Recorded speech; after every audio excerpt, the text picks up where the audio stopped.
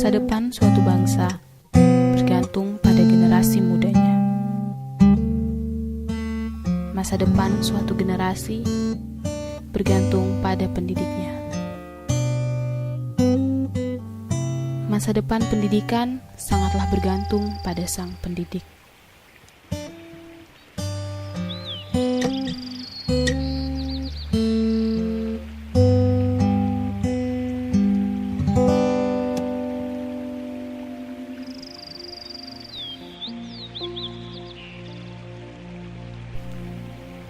Inilah kota Jayapura, ibu kota provinsi Papua.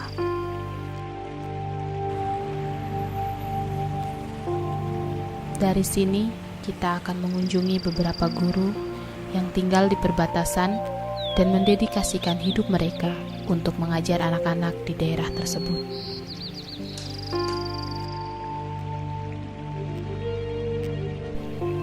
Membutuhkan waktu sekitar 3 jam untuk menempuh perjalanan dari Jayapura menuju Skau.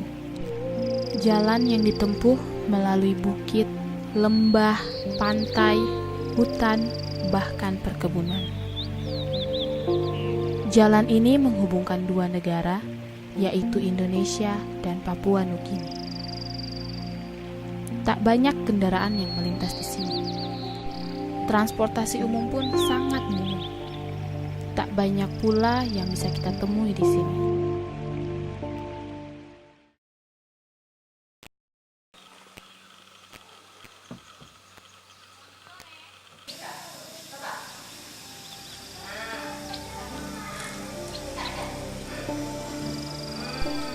Kita temui Rusmin, seorang guru honorer yang mengajar di Taman Kanak-kanak atau sekarang disebut PAUD, pendidikan anak usia dini. Ia mengajar bersama temannya, Novi. Rusmin berasal dari Sulawesi Tengah, sementara Novi berasal dari Kalimantan Barat. Mereka tinggal di sebuah rumah yang mereka bangun dengan tangan mereka sendiri. Sang kepala sekolah, Ibu Eunike, menyediakan bahan-bahannya. Mereka tidak punya cukup uang untuk membayar tukang bangunan untuk membangun rumah mereka. Bertiga, mereka bahu-membahu membangun rumah ini hingga selesai. Setiap jengkal rumah ini adalah hasil kerja keras mereka. Itu kami kerjakan secara bersama-sama, kami gotong royong bersama guru-guru kami yang ada, dan rumah itu sekarang ya sudah jadi meskipun sederhana, yang penting bagi kami sudah menjadi tempat berlindung. Ini tempat pondok kami, gubuk kami yang kami tempati, pondok yang indah di mana kami merasakan senang di dalamnya. Berbekal kayu, papan-papan sisa, dan tripleks, mereka berhasil mendirikan rumah ini. Walau sederhana, setidaknya mereka mempunyai sedikit ruang privasi dan tidak harus tidur di kelas seperti yang mereka alami sebelumnya. Inilah dapur mereka, dengan langit sebagai atapnya dan hutan sebagai dindingnya. Mereka harus mengumpulkan kayu bakar untuk memasak.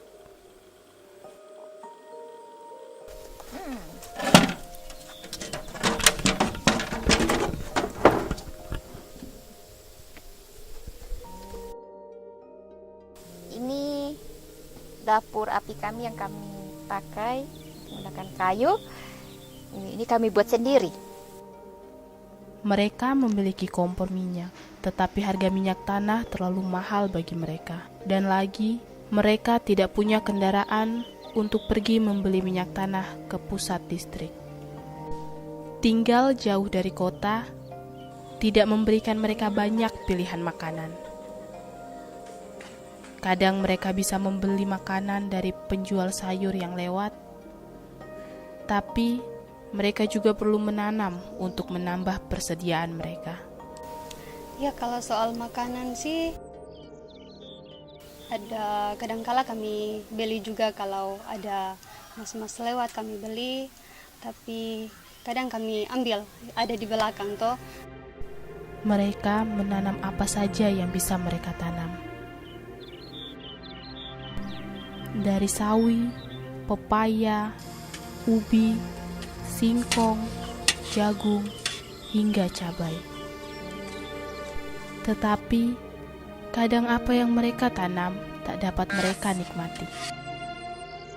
Tapi yang kami tanam tidak bisa kami nikmati, karena yang nikmatin duluan itu ada binatang tuh di situ yang bisa masuk, karena belum ada pagar dari sekolah, jadi binatang sapi itu bisa masuk lompat pagar yang sudah kami buat untuk tanaman kami, tapi kan tidak terlalu kuat toh kalau kami buat, jadi sapinya bisa masuk ke situ lompat dan makan tanaman kami.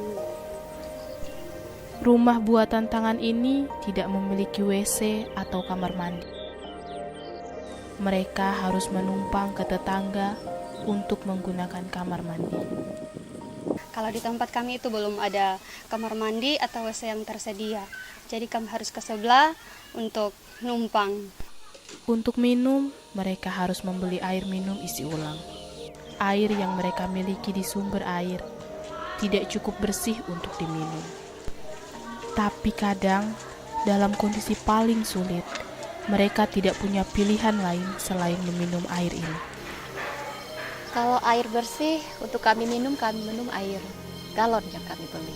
Kalau air dari sumur ini ya bersih juga, tapi terkadang kami pernah juga mencoba untuk mengkonsumsinya dan kami masak, dan itu tidak menimbulkan hal yang ya dikatakan ada sesuatu yang tidak menyenangkan.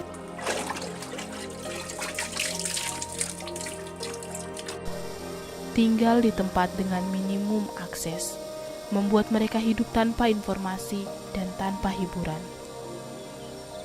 Bagi kami kalau sudah di sekolah saja, anak-anak itu sebagai hiburan bagi kami. Kalau sudah dari sekolah, ya kami berdua sebagai teman guru saling menghibur satu sama lain, saling bercanda lah, buat apalah, itu adalah hiburan bagi kami. Kalau soal internet itu masih susah ya kalau bagi kami di sana, karena jaringan juga tidak terlalu bagaimana. Jadi kalau untuk internet itu kami tidak terlalu menggunakannya juga. Televisi kami selama ini sering menggunakan radio. Komunikasi lewat handphone itu kadang ada jaringan di sana, kadang hilang-hilang jaringannya. Tapi kalau sudah baik ya sudah lancar komunikasinya. Kalau soal rindu keluarga sih ada saat-saat tertentu, tapi ketika rindu pasti bukan datang kemana, tapi cuman berdoa sama Tuhan. Ketika berdoa sama Tuhan, yakin dan percaya ketika saya di tempat sini, saya dilindungi, pasti keluarga dimanapun mereka berada tetap ada dalam perlindungan Tuhan. Ketika saya berdoa, pasti sudah setenang hati.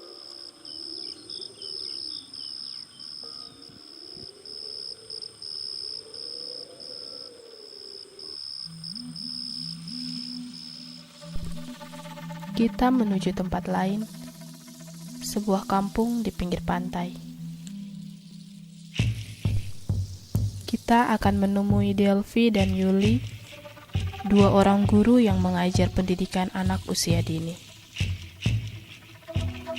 Mereka tinggal di pantai dekat perbatasan Papua Nugini.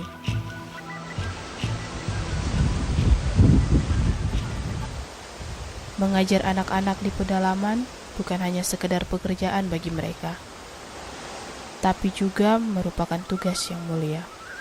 Saya mau ditempatkan di Papua karena saya punya kerinduan untuk melayani anak-anak yang belum dijangkau. Saya di sini sejak Desember 2013 sampai saat ini sudah 2 tahun. Saya mau, kenapa? Karena saya lihat anak-anak di sini toh, mereka punya semangat untuk sekolah dan saya mau mengajar mereka. Nah, saya sudah 5 bulan di sini. Kalau saya di sini mengajar kelompok bermain untuk saat ini. kegiatan-kegiatannya hanya untuk pengenalan saja, mengenalkan huruf, mengenalkan angka, dan juga pengenalan kegiatan-kegiatan fisik motorik halus yang lain. Di sini mereka menghadapi persoalan yang tak jauh berbeda dengan Rusmin dan Novi. Kalau air bersihnya masih pakai sumur, untuk PDAM masih diusahakan oleh pemerintah kampung. Untuk minumnya pakai air isi ulang, air galon. Karena tidak adanya transportasi umum dan letak tempat mereka yang jauh, sangat sulit untuk mendapatkan barang-barang seperti sabun, sampo, dan keperluan pribadi lainnya. Mereka harus pergi ke daerah Koya untuk berbelanja yang jaraknya lebih dari 10 km. Kebutuhan pribadinya pasti tidak di sini, kami belanjanya di Koya kalau tidak di kota.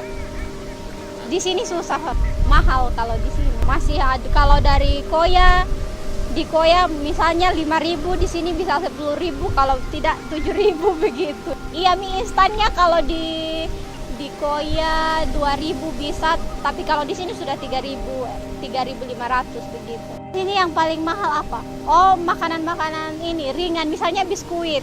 Biskuit kalau di Koya 5.000, di sini bisa 10.000, 12.000 begitu. Jadi kadang kita sudah tidak punya sarapan pagi, mau pikir untuk beli biskuit atau apa, masih pikir-pikir dulu karena mahal.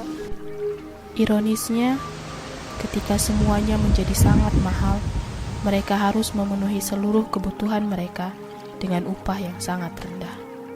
Guru honorer seperti Rusmin dan Delvi mendapatkan Rp300.000 setiap bulan. Kalau untuk honornya yang kita terima untuk kebutuhan 1 bulan itu saya rasa tidak cukup, tapi semua kebutuhan kami dicukupkan oleh Tuhan. Kalau kami di sini paling sering dibantu orang tua, makanya pas berkekurangan ada orang tua yang antarkan ikan, antarkan sayur, atau antarkan apa saja, makanya kebutuhannya kita pasti dicukupi. Tanpa kita tahu, tapi pasti mereka bawakan. Itu Tuhan mencukupkan kami dengan hal-hal begitu. Tanpa internet dan televisi, radio adalah satu-satunya sarana informasi yang mereka miliki. Hiburan, kalau di sini hiburannya tidak terlalu banyak. Di sini juga baru berapa bulan ada listriknya masuk, jadi masih tidak, untuk hiburan sehari-hari misalnya menonton televisi tidak ada.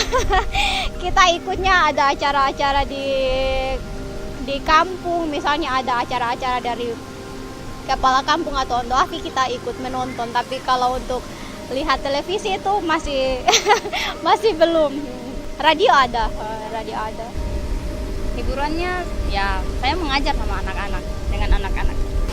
Tidak ada. Hiburannya cuma radio. Iya.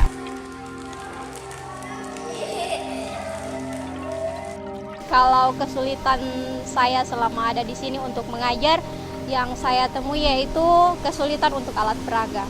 Ada tapi terbatas.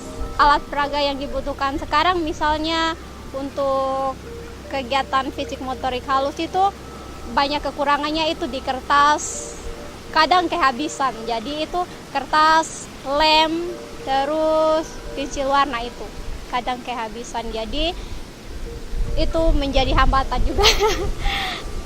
Di sini kan masih banyak dari warga yang masih mabuk-mabuk, terus itu jadi kendala juga. Makanya kalau kita yang baru awal datang di sini terus belum terbiasa, masih rasa takut. Tapi kalau sudah lama-lama tinggal di sini terus sudah kenal mereka, itu sudah mulai terbiasa. Tapi itu masih terus makanya kalau ada orang mabuk lagi pasti masih ada rasa takut. Terus kalau misalnya kita lewat terus masih ada yang ganggu-ganggu, kalau perempuan pasti ada rasa takutnya. Terus yang menjadi kendala juga masyarakat juga, biasanya masyarakat juga mabuk.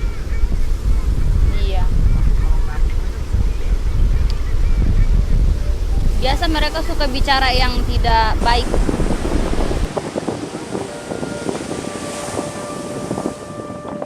Untuk sementara ini yang kami ingin segera tercapai, yaitu pembangunan pagar keliling kami, karena masih terhenti. Itu makanya sudah menjadi doa kami bertiga, sudah sejak saya ada di sini sudah menjadi doa kami bertiga, tapi itu belum terrealisasi sampai sekarang.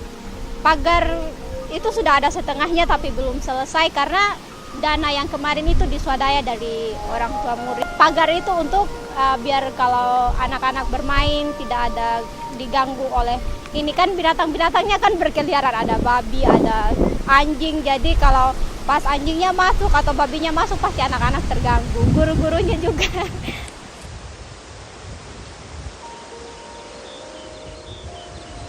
Kalau rindu keluarga pasti nangis. Kalau sudah terlalu rindu pasti menangis. Terus jalan satu-satunya di telepon atau di SMS.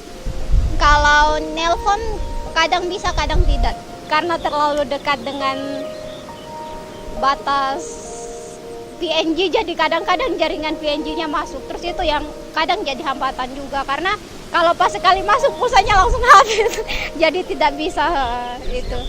Iya, kalau dari kota dapat, tapi kalau kadang ada gangguan pasti dari PNG masuk sinyal. Selama di sini betah. Walaupun ada hal-hal yang kadang membuat hal-hal yang tidak menyenangkan, tapi memikirkan untuk pelayanan untuk anak-anak yang ada di sini membuat semangat itu terus ada.